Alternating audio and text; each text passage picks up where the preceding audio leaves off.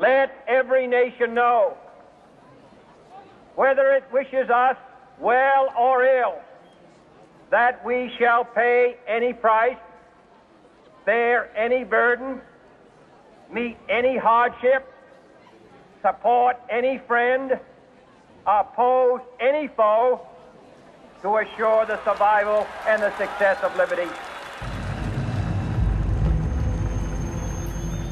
As John F. Kennedy assumed the presidency in 1961, he inherited an all-or-nothing defense policy.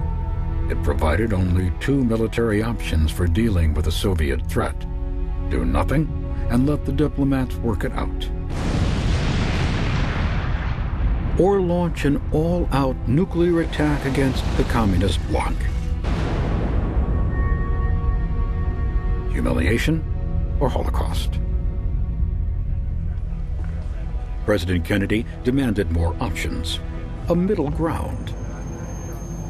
A new defense policy emerged known as flexible response.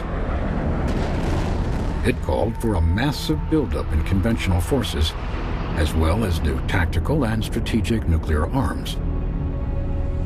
It also emphasized counterinsurgency and other unconventional military operations for dealing with threats in the Third World.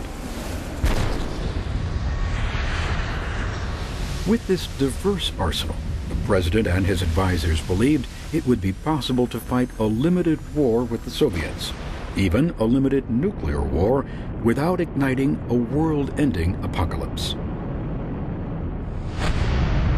This premise was tested by the major Cold War crises of the early 1960s.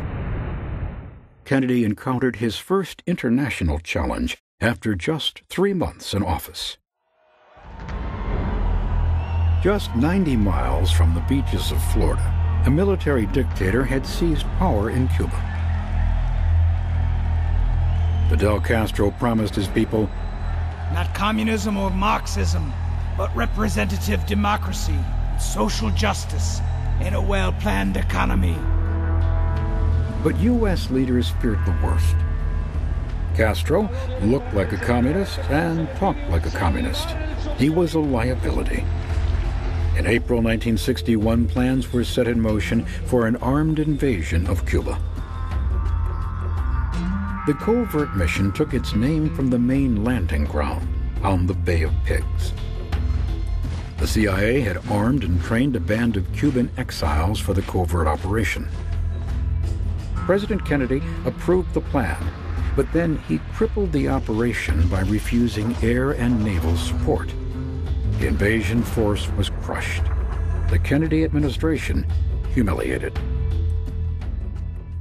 Attorney General Robert Kennedy feared that the Soviet Union would seize on the Bay of Pigs as a sign of weakness.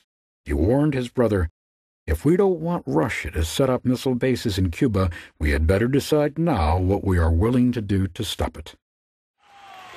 Following the Bay of Pigs, the U.S. imposed economic sanctions on Cuba. Castro appealed to the Soviet Union for aid. For Khrushchev, it was a coup, a communist outpost in America's own backyard. What could be better? Khrushchev's elation sprouted into a germ of an idea. What if we threw a hedgehog down Uncle Sam's pants?